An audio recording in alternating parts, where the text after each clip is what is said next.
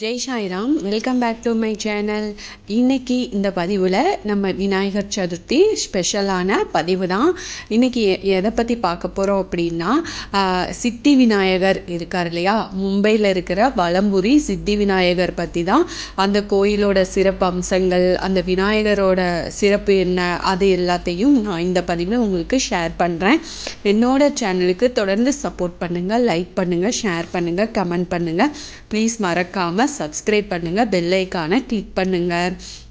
மும்பையில் உள்ள சித்தி விநாயகர் கோயிலில் உள்ள சிறப்பு அம்சங்கள் என்னென்னா, வலது பக்கம் தும்பிக்கை வைத்துள்ள விநாயகரின் அம்சம் என்ன அப்படின்னா, கோயில் வரலாறும் சிறப்புகள் என்ன அப்படிங்கிறத இதில் நான் தெளிவாக உங்ககிட்ட சொல்கிறேன்.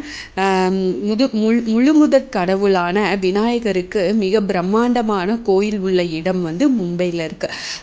சித்தி விநாயகரான மக்களுக்கு அருளும் சித்தி விநாயகரை தரிசிக்க கூட்டம் தினமும் அங்கே அலைமோதும். அது எந்த இடத்துல இருக்குன்னு பார்த்தீங்கன்னா, மகாராஷ்டிரா, அதாவது மும்பை பிரபாதேவி அப்படிங்கிற ஒரு இடத்துல தான் இருக்குது. திருவிழா பார்த்தீங்கன்னா, இங்கே விழாக்கள் எல்லாமே விநாயகர் சதுர்த்தி, சங்கடகர சதுர்த்தி, இங்கேயுமே சத்யநாராயண பூஜையும் நடக்கும். அப்புறம் ஒவ்வொரு நாளும் பார்த்திங்கன்னா, இரவு நேரத்தில் 7:30 மணிக்கு தீபாராதனை மிக சிறப்பாக நடக்கும். ஒவ்வொரு வருடத்துலையும் 2 முறை மட்டுமே செவ்வாய்க்கிழமைகளில் சங்கடகர சதுர்த்தி வரும். அதை அங்காரக சதுர்த்தி அப்படின்னு சொல்லுவாங்க. அந்த நாளில் விநாயகரை தரிசித்தோம் அப்படின்னா ரொம்ப விசேஷம். அப்போ அங்கே லட்சக்கணக்கான பக்தர்கள் கூட்டம் ரொம்ப குவியும் அந்த அன்னைக்கு கோயிலில். இந்த கோயிலின் சிறப்புகள் என்னென்னா, இந்த கோயிலில் உள்ள சித்தி விநாயகர் மற்ற கோயிலில் உள்ள விநாயகரை போல இல்லாமல் இடது பக்கம் தும்பிக்கைக்கும் பதிலாக வலது பக்கமாக தும்பிக்கையை வச்சிருப்பார். இந்த கோயிலில் உள்ள சித்தி விநாயகர் இந்த மாதிரி தான் இருப்பார். வழிபாடு பார்த்திங்கன்னா, குழந்தை வரம் தரும் சக்தி வாய்ந்தவராக இந்த சித்தி விநாயகர் இருக்கிறாரு. வேண்டியது நிறைவேறுனா, அதாவது நீங்கள் என்ன வேண்டுதல் வைக்கிறீங்களோ அது நிறைவேறிடுச்சு அப்படின்னா, கோயிலுக்கு விளக்கேற்று எருக்கம்பூ இலை இருக்குல்ல, அதை மாலையாக சாத்தி அணிவிக்கிறேன் அப்படின்னு சொல்லி நம்ம பிரார்த்தனை செஞ்சுக்கலாம். ஏன்னா இது எனக்குமே நடந்திருக்கு, நானுமே போய் இது மாதிரி செஞ்சுருக்கேன். அவ்வளோ சக்தி வாய்ந்த பிள்ளையார் தான். கோயிலோட பெருமை பார்த்திங்கன்னா, தூரத்தில் இருந்தாலும் இந்த கோயிலின் கோபுரம் தெரியும் வரையில் மிக உயரமாக 5 அடுக்கு கட்டிடமாக இருக்குது. கோயிலின் கருவறைக்கு மேலே சுமார் 12 அடி உயர தங்க மூலம் பூசப்பட்ட பெரிய கலசம் வச்சுருப்பாங்க. மற்ற கலசங்களில் சிறிய கலசங்கள் வச்சுருப்பாங்க. இந்த கோயிலில் உள்ள கணபதி விக்கிரகம் ஒற்றை கல்லால் செஞ்சுருப்பாங்க. 2 அடி உயரம் 2 அடி அகலம் தான் இருக்கும். இந்த கணபதியை மராட்டியில் நவசாக கணபதி, நவச பவனார கணபதி அப்படின்னு சொல்லுவாங்க. மிக நவீனமான கோயில் பாணியில் இந்த கோயில் அவ்வளோ ஒரு பாணியில் கட்டியிருப்பாங்க. இந்த கோயிலில் உள்ள மரப்பள்ளியில் தயாரிக்கப்படும் பிரசாதம் தான் அந்த கருவறைக்கு எடுத்து செல்லப்பட்ட அர்ச்சகர்களால் கணபதிக்கு வழங்கப்படுது. இந்த சித்தி விநாயகர் ஆலயத்தில் ஆஞ்சநேயருக்குன்னு ஒரு தனி சன்னதியும் இருக்குது. வாவி நிறத்தில் அழகிய மண்டபத்தில் வாளை உயர்த்தியபடி அந்த அனுமன் நமக்கு காட்சியளிப்பார். 1952ஆம் ஆண்டு சயானி சாலையை விரிவுபடுத்தும் போது பூமியை தோண்டிய போது இந்த ஆஞ்சநேயர் சிலை கண்டெடுத்திருக்கிறாங்க. இந்த சிலையை கோயில் தலைமை அர்ச்சகர் ஸ்ரீ கோவிந்த பதக் அப்படிங்கிறவர் இந்த கோயிலுக்கு அவர் மூலம்தான் இந்த கோயிலுக்கு கொண்டு வந்திருக்கிறாங்க. இந்த கோயிலோட வரலாறு பார்த்தீங்கன்னா, மும்பை வாசிகள் விநாயகர் மீது அதீத பக்தி கொண்டவர்களாக இருப்பாங்க.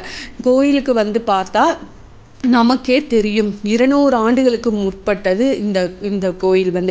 மும்பையில் வசித்த டியூபாய் பட்டேல் என்ற ஒரு பெண் குழந்தை வரம் வேண்டி ரொம்ப கவலையில் இருந்திருப்பாங்க. அப்போது தனக்கு ஒரு குழந்தை பிறந்தால் விநாயகர் ஆலயம் கட்டுவதாக அவங்க வேண்டிப்பாங்க. ஆனால் எதிர்பாராத விதமாக அவரின் கணவர் காலமாகி விட்டதுனால அவரோட வேண்டுதல் பலிக்காமையே போயிடும். அதனால அவர் விநாயகரின் ஆலயம் கட்டணும் என்ற ஆவல் மட்டும் அவருக்கு குறையவே இல்லை. அவர் வச்சிருந்த நாட்காட்டியில் உள்ள விநாயகர் திருவுருவம் போல விக்கிரகம் இருக்கணும் அப்படின்னு அவர் ரொம்ப ஆசைப்பட்டாரு. அதனால அது பாங்காங்கா வாக்லேஸ்வரில் உள்ள விநாயகர் விக்கிரகத்தை வந்து அதோட சேர்ந்து இருந்துச்சு. அந்த கோயிலில் 500 ஆண்டு பழமையான ஒரு நாள் இந்த தியூபாய் பாட்டில் வந்து விநாயகரை தரிசிக்கும் போது ஒரு வேண்டுதல் வந்து அவருக்கு தோணுச்சு. இந்த முறை தனக்காக வேண்டாமல் தன்னை போன்று குழந்தை இல்லாமல் வருந்தும் பெண்களுக்கு குழந்தை வரம் அளிக்கணும் அப்படின்னு அவர் வந்து விநாயகர்கிட்ட வேண்டிக்கிட்டாங்க. இந்த கோயிலை காலம் சென்ற அதாவது திரு லக்ஷ்மண் திது பாட்டில் அப்படிங்கிறவர் தான் இவர் வந்து காலப்போக்கில் வந்து கட்டினாரு. சித்தி விநாயகரோட சிறப்புகள் பார்த்தீங்கன்னா, இங்குள்ள சித்தி விநாயகர் 2 அடி 6 அங்குல உயரம் 2 அடி அகலமும் இருப்பார். மற்ற விநாயகர் கோயிலில் உள்ளது போல இல்லாமல் இந்த சித்தி விநாயகர் தனது தும்பிக்கை இடது பக்கம் வைத்திருப்பதற்கு பதிலாக வலது பக்கம் இருப்பது ரொம்பவே சிறப்பு. இந்த விநாயகரின் வலது கையில் தாமரையும் இடது கையில் கோடாரியும் தாங்கி இருப்பார். கீழே உள்ள இடது கையில் ஒரு கிண்ணம் நிறைய மோதகம் வச்சிருப்பார். வலது கீழே உள்ள கையில் ஜபமாலை வச்சிருப்பார். விநாயகர் பூநூலை ஒத்த ஒரு பாம்பு உருவம் பூநூல் போன்று வந்து அதில் வந்து பொறிச்சிருப்பாங்க. இது எல்லாத்தையும் விட விநாயகரின் நெற்றியில் கண் இருக்கும். அது வந்து மிக விசித்திரமாக பார்க்கறதுக்கு இருக்கும். நெற்றிக்கண் கொண்ட விநாயகரின் காலடியில் பளிங்காலான 2 தேவியர் வந்து இருப்பாங்க.